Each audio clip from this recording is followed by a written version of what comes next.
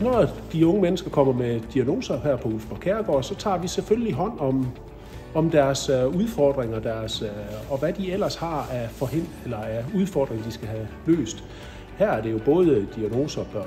med diverse bogstaver eller ordblindhed, men i særdeles har jeg jo min styrke ved at kunne hjælpe dem med deres IT-løsninger som ordblind, fordi at jeg har 3,5 års meget hård erfaring i at bruge dem. Når vi når hen til svendeprøven, de finder ud af,